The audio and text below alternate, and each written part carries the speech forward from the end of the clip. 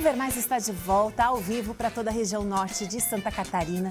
E uma das preocupações que alimenta o nosso programa, que faz com que a gente busque temas, é de relevância. Aquilo que vai, assim, fazer sentido no nosso dia a dia, ressignificar certas ideias que a gente tem. A data, a gente sempre fala na data, hoje é dia de tal coisa e tal, mas a data que a gente vai falar hoje foi comemorada ontem. Mas que se for necessário, a gente vai falar hoje, amanhã e quantas vezes forem necessárias, que é Dia da Consciência Negra. E para isso nós convidamos a Ana Valquíria Calisto, que é professora, psicóloga, mestre em neurociência e comportamento e doutora em farmacologia. E mulher negra. Boa tarde, seja muito bem-vinda. Boa tarde a todos. Ana, para contextualizar, eu queria que tu contasse um pouquinho da tua trajetória, desde lá da tua infância, da tua criação. Eu sou uma menina, né, criada em Florianópolis, nós éramos em 11 filhos, né? Minha mãe varria a rua, meu pai é alcoólatra e a mãe que provia a casa, né? Como muitas mulheres pretas. Só que muitas famílias ali iam lá em casa perguntar se a mãe deixava a gente trabalhar na casa delas, né? E a mãe sempre dizia, não, as minhas filhas, as minhas meninas, elas vão estudar. Aí eu fiz, depois do ensino médio, eu fiz graduação na Univale, né?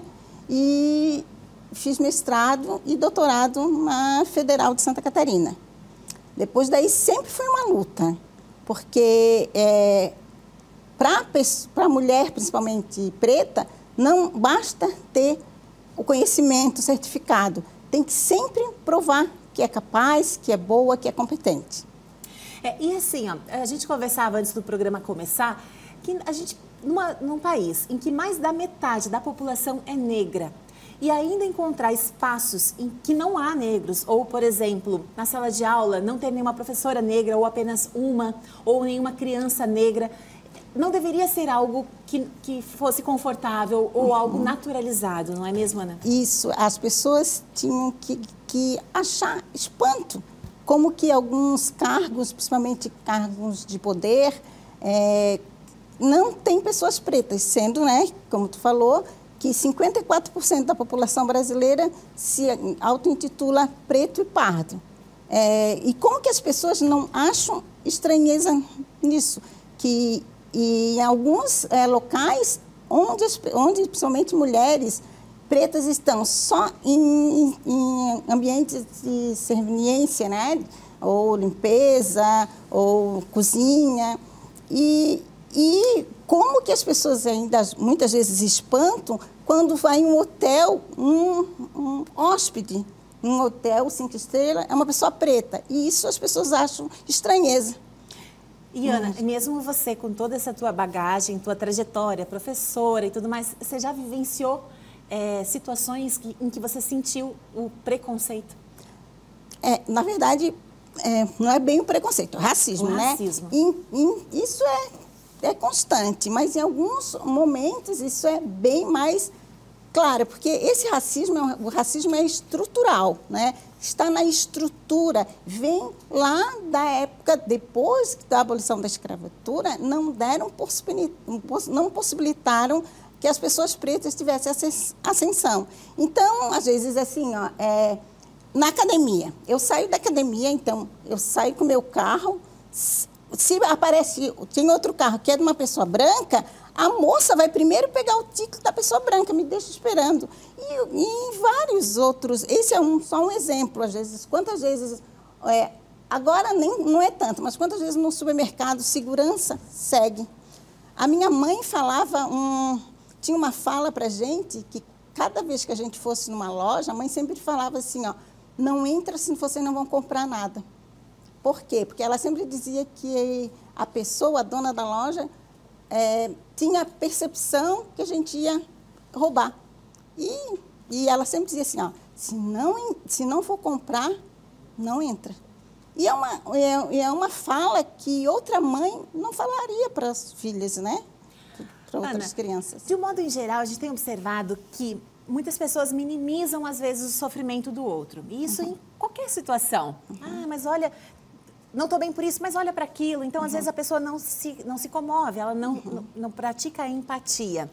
No caso da psicologia, né? Você é psicóloga também, enfrenta os desafios diariamente. Como lidar, então, de uma forma saudável, como olhar para isso como algo assim que é um processo? Olha, é bem difícil como tu falou, né? É difícil te colocar no lugar do outro, saber o que o outro sentiu. Não dá para te falar, eu sei o que você sentiu. Não. Pode até entender, mas não vai saber.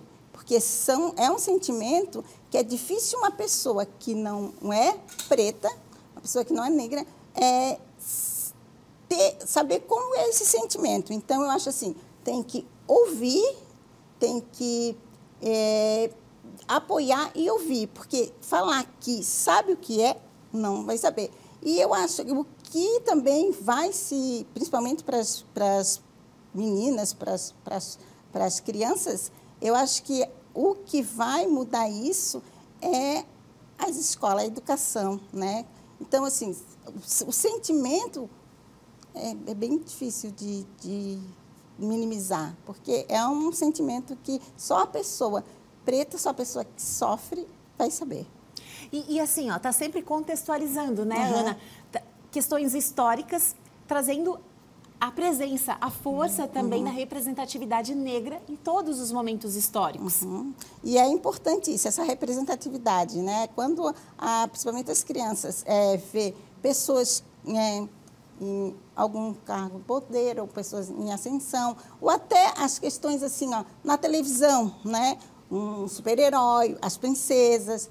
Isso é representatividade. As crianças vê que alguém igual a ela está em um local que ela poderia também estar, isso é importante. Não só em algum serviço de serviniência. Eu acho que é importante ver em locais de ascensão também, em cargos públicos.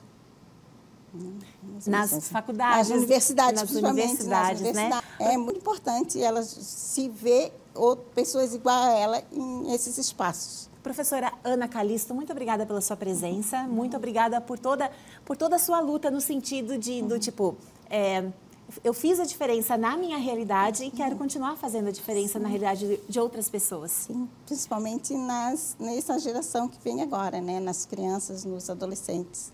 Muito obrigada.